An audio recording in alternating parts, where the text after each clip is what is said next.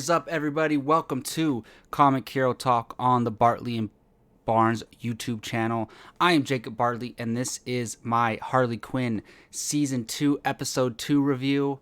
I am wearing a Harley Quinn shirt, as you can see, the Margot Robbie Harley Quinn.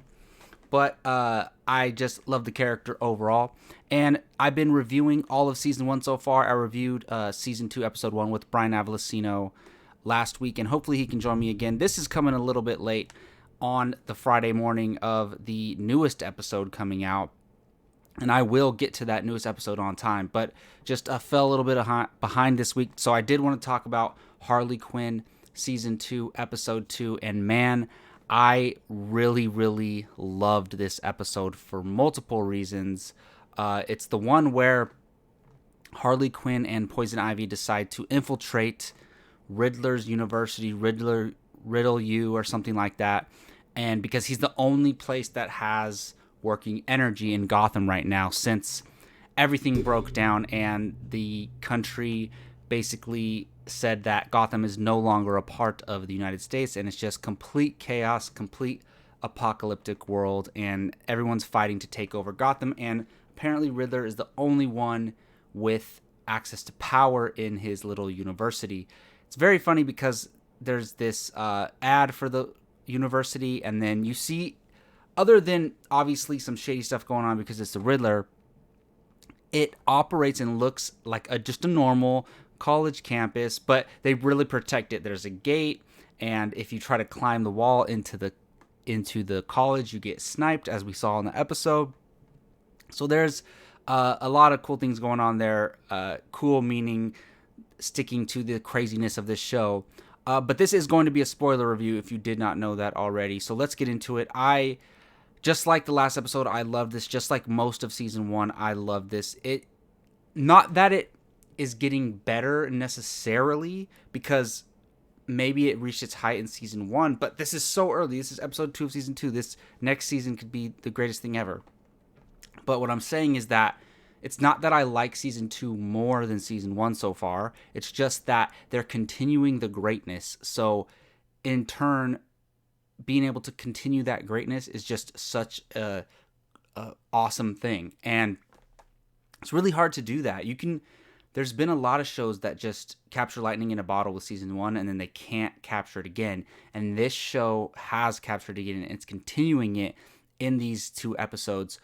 One of the coolest things about this episode is that we're introduced to Barbara Gordon, who is actually voiced by Kaylee Cuoco's sister, and now I can't remember her first name, but yes, Barbara Gordon is voiced by Kaylee Cuoco's sister, and Barbara Gordon is the daughter of Jim Gordon, Commissioner Gordon, who does become Batgirl in most iterations of the Batman comics. And at first, because a lot of times I go into episodes of shows without doing any research. I want to kind of go in dark. So I didn't know, other than the thumbnail of the episode on the DC Universe app, I didn't know what the episode was really about.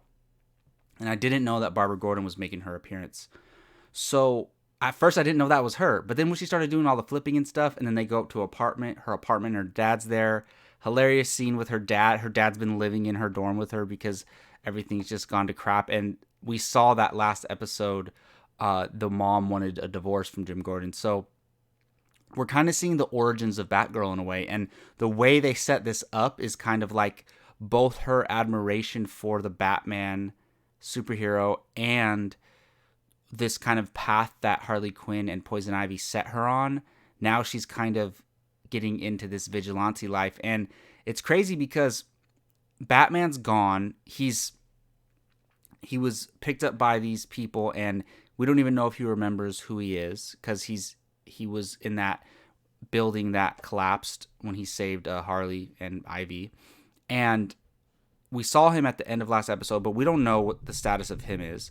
The Justice League is locked in the Book of Fables with the Queen of Fables dead. So there's not really many heroes around. And we saw Robin, so Robin's around, and then now we're seeing the origin of Batgirl. It's so refreshing because this is a TV show that can do anything it wants and without worrying about any of the repercussions.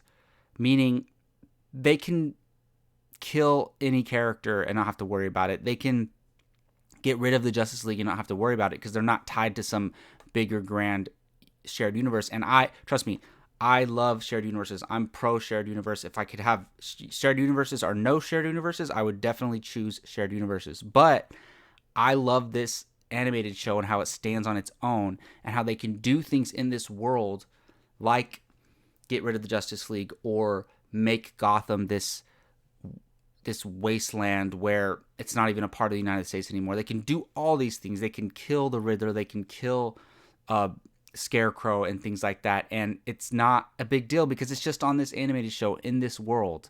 And they have so much freedom, and I love that. Ton of cool things. I just really enjoyed this episode overall. And then we get the reveal that Riddler was using humans, basically using all their energy until they died in order, like hamsters, in order to power the university. Of course, it was something terrible that the Riddler was doing. And, Harley sets off on this quest in a way to take out all the Batman villains or all the Gotham villains. And she killed Penguin, which was, yes, I love that she killed Penguin, that he's a scumbag. And you think she's going to kill every single one of them. But she just takes Riddler, puts him in a little hamster wheel like he was doing to all those people, and kind of helps hit. I think she was powering the mall, and at least to some capacity, with him. So she killed Penguin. He deserved to die. Riddler probably does deserve to die as well, but she didn't have as big of a beef with Riddler. So hey, let's give you a taste of your own medicine.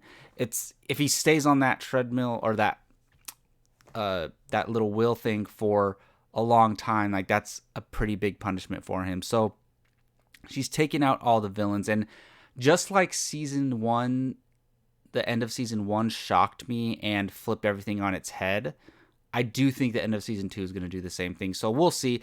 I don't have much speculation about where we're going forward. I bet you the synopsis for the episode is already out, but I don't know what it is right now.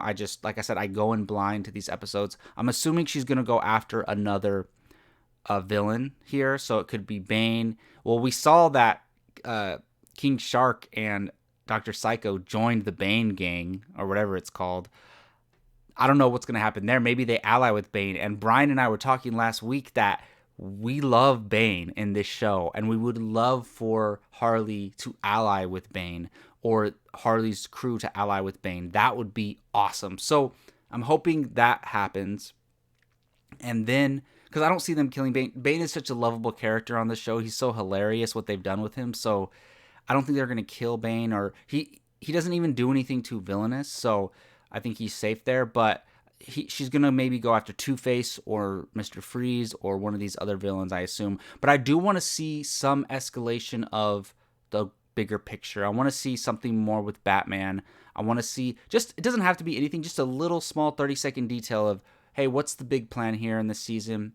What's going on? Is the Justice League coming back? Just not because I care about those characters. This is a Harley Quinn show, and I want to focus on Harley Quinn and Poison Ivy and her crew. But there is this sense of that she lives in the bigger DC universe in her world. So I want to know what's going on with that. They didn't kill off the whole Justice League for a reason. They're stuck in the Book of Fables. They didn't kill off Batman for a reason. They didn't kill off Joker for a reason. So we're going to see a bigger picture storyline. But in the meantime, obviously, I'm enjoying these stories. I loved the first 2 episodes so far. So I hope it keeps it going with... And I'm recording this on Thursday night. So I hope it keeps it going with tomorrow's episode. So we will go ahead and see there.